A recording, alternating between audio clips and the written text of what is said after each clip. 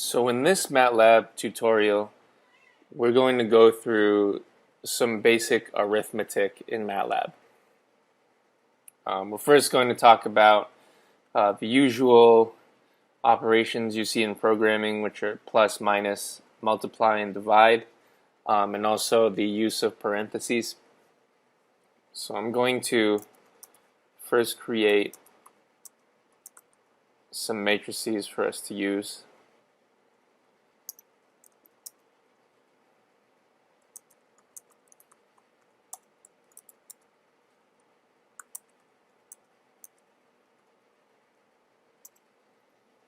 Okay. So suppose I want to add two matrices. That's very simple. A plus B. If I want to subtract two matrices, it's A minus B.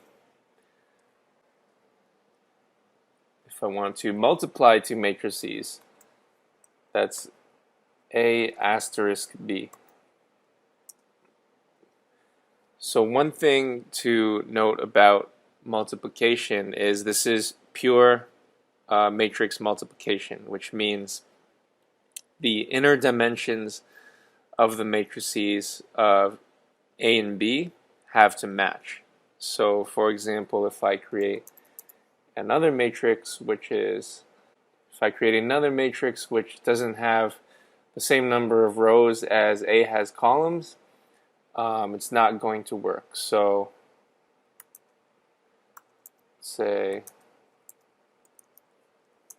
so the size of B2 is 3 by 2 and the size of A is 2 by 2. So if I try to multiply A times B2, I'm going to get an error that says inner matrix dimensions must agree. So this does mean though I can do this, right? So if I transpose B2, it's 2 by 3, and so a 2 by 2 matrix times a 2 by 3 matrix will give me a 2 by 3 matrix. So you can also divide matrices with a forward slash. So, but if you remember from linear algebra, there isn't really a matrix division like that. So if you want to know what it means, you can look it up on the internet. There's a forward slash division for matrices, and there is also a backslash division, which we are going to cover in a later tutorial. By the way, if you want to divide two numbers, that's very simple. We use the right slash for that.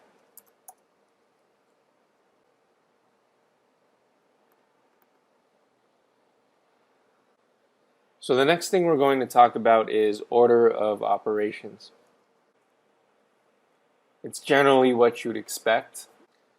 Anything in parentheses happens first, and then multiplication and division, and then addition and subtraction. So if I have A plus B times C, I would get that.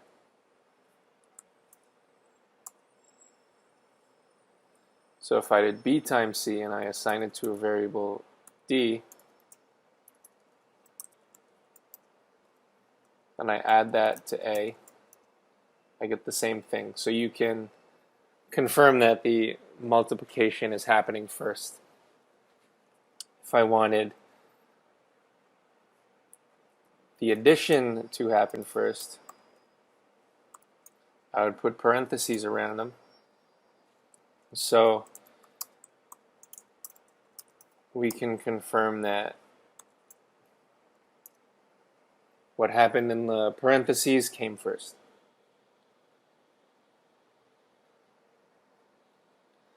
So another thing you might want to do when you're implementing an algorithm or writing some code is element by element operations. So we've looked at matrix multiplication, which kind of does, if you're looking at row I, column J of the output, that actually does a dot product between row I of the first matrix and column J of the second matrix. Something we want to do often when we're coding is element by element multiplication. And so that, let's just look at what we have for A and B again.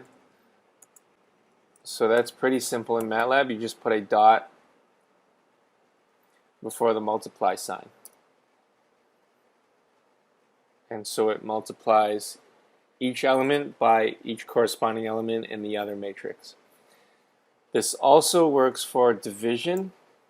So a dot slash.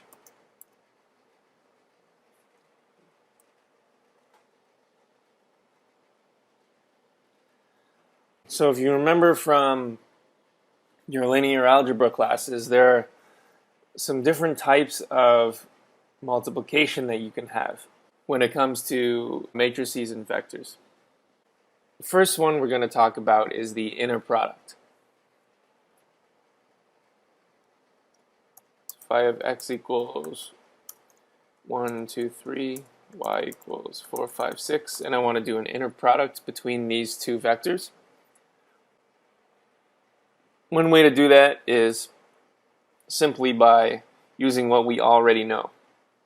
So if x is a 1 by 3 vector and y is a 1 by 3 vector, and I want the result to be 1 by 1, which is a scalar, that means I can transpose y and multiply x by y as matrices. Right, and so that would be 1 times 4 plus 2 times 5 plus 3 times 6. Another way you can do the dot product in Matlab is by using the dot function. And so we'll cover functions more in a later lecture, but we'll introduce you to some today. So another product you might be interested in is called the outer product. And so that would be just the opposite of what I did before. So instead of transposing y and leaving x alone, I'm going to transpose x and leave y alone. So that would give me a 3 by 1 vector times a 1 by 3 vector. And so the result would be a 3 by 3 vector. Right, so that's the outer product. And there is no function for outer product in Matlab. And so one thing to note is that usually when we represent vectors, when you're reading a textbook or sitting through a lecture, the vectors are column vectors. So they have many rows but only one column. And so that's kind of the opposite of what I've done just now. And so for the inner product, you'd usually see x transpose times y, and then for the outer product, you'd see x times y transpose. So just the opposite, since I've been using row vectors. Lastly, there is the cross product. Right? And so the cross product is the magnitude of the first vector times the magnitude of the second vector times the sine of the angle between them, and then you use the right-hand rule to determine the direction of the result. All right, so dot product or inner product is not a vector, so it doesn't have a direction, but the cross product gives you back a vector. And so that's pretty simple to do in Matlab also. It's just a function called cross.